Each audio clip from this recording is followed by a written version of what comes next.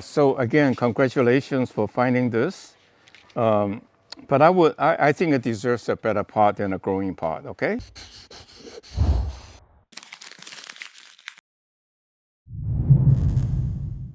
Hi, I'm miltonchang of Bonsaiheirloom. Today, I'm focusing on commenting on all the photos that I've been getting. There are quite a number of them. Some I will stay a little bit longer, others a little shorter. The first one is from Milana. And actually, I don't think the person's Milana said anything about what tree that is. But it looks very nice. The roots are nicely spread out from the photo, you can tell. Although I can't see what's down there or behind. It looks like a very tall tree with a substantial thickness of the base. So that's really quite good as a start. I don't know what to do with a very tall, lanky trunk. And since Milana already cut off the side branches, what I would suggest is to maybe, cut the tree to about, the trunk to about this high, 8 inches or so, and let it shoot out and start over again. It may take, I would say, 3 more years to have some branches to work with. But in the meantime, the bottom branches can come up to make it a double trunk or triple trunk, multiple trunk or a clump. Although some of them are a little bit high, that it would not be too appropriate for a clump. But cut off some of them and select the ones at the right position to make it into a really nice bonsai. But that would take several years. But that's what bonsai is all about: patience, and proceed with the vision to get the trees to the vision the tree that you envision, and you will eventually get there. So right now this tree doesn't look like much, but that's something I did many years back, is cut back the tree drastically and let it come out again. So the next tree I really don't have much to comment on because it look like that's from John Niehaus. You know, the, the trunk looks nice, but the roots are fairly curled up and all that. So I suggest that you take a chisel and chisel off the roots that are crossing, so that eventually, not all at once, to save the tree, but eventually all the roots will be going out radially to grasp the earth to show the strength of the tree. It's a pretty old pine, so it's kind of a shame. But what I would do is actually cut off at the first node. So the tree is coming up like this and it's going off, and then a branch going that way. But if you tilt the tree, that one is far too gone. There's not many lower branches.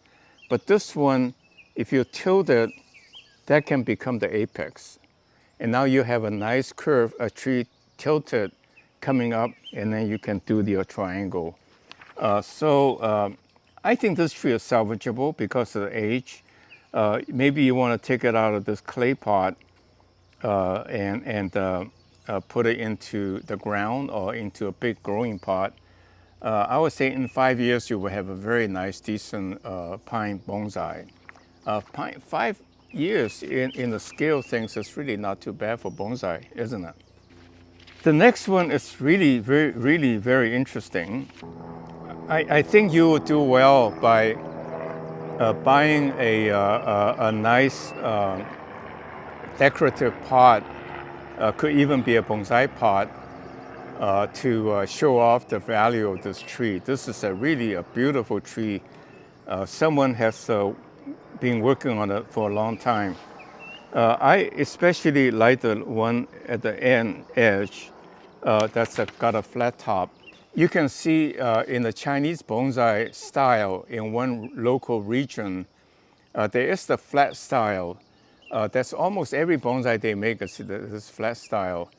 That's very interesting. So just imagine you have a tree that's coming up in a nice flat bonsai pot. I would say, about the width, maybe either a little bit bigger than the width of the tree.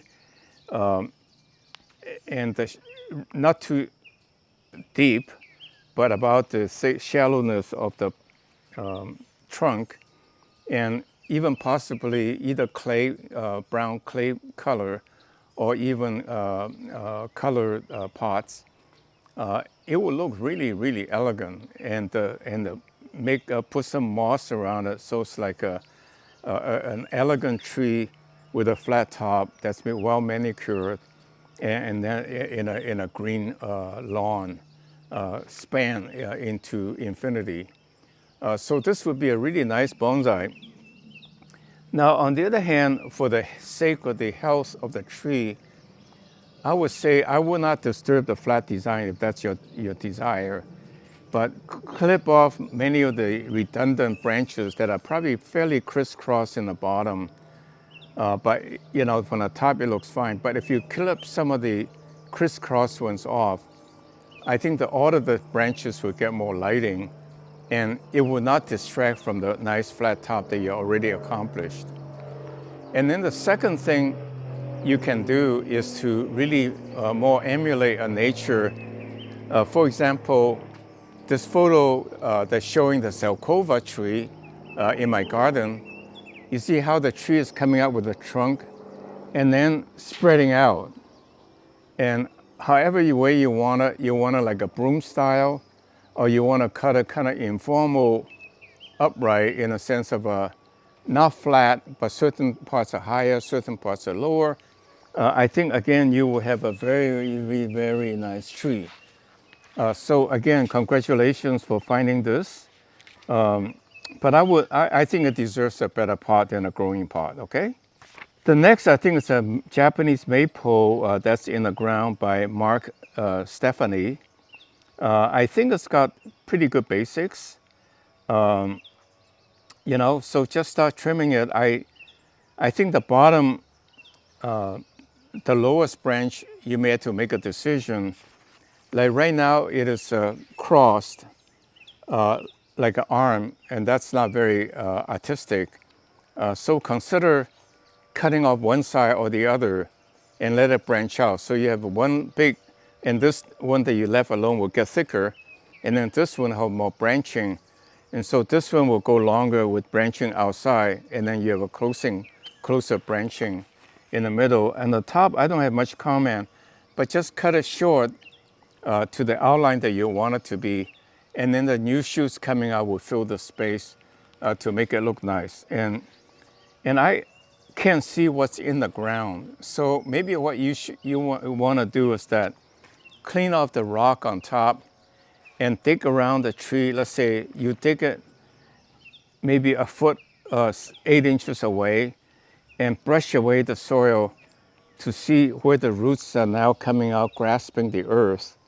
And then dig it up gradually, maybe 1/4 now and 1/4 in the summer, 1/4 in the fall, and 1/4 next spring.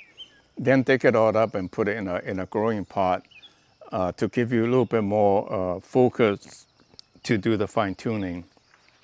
And I think this would be a very nice tree in a few years. Right now, the trunk, I can't guess exactly what the trunk is, but it's already probably this size. And in a few years, let's say 5 years, it will be about this size with a lot of branching, full top. I think it will look very, very nice.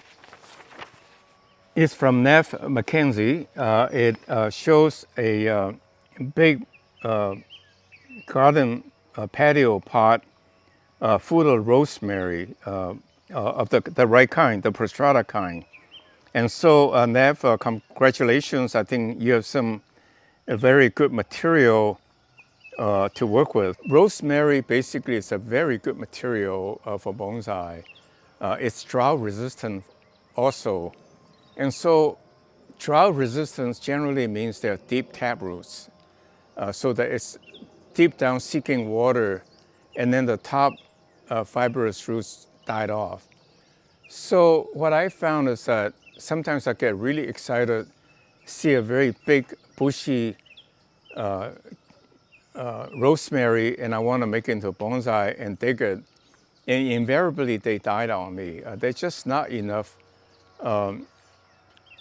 fibrous roots to support the growth. So if you want to do it, couple of things you can do.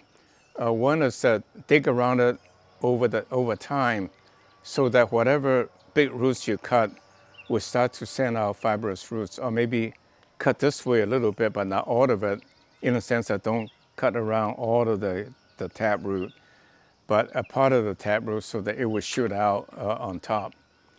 So that A, dig it over time, and B is that when you dig it, cut back as much as you can, and then put it in moist, but not but airy, because it's you don't want it to rot.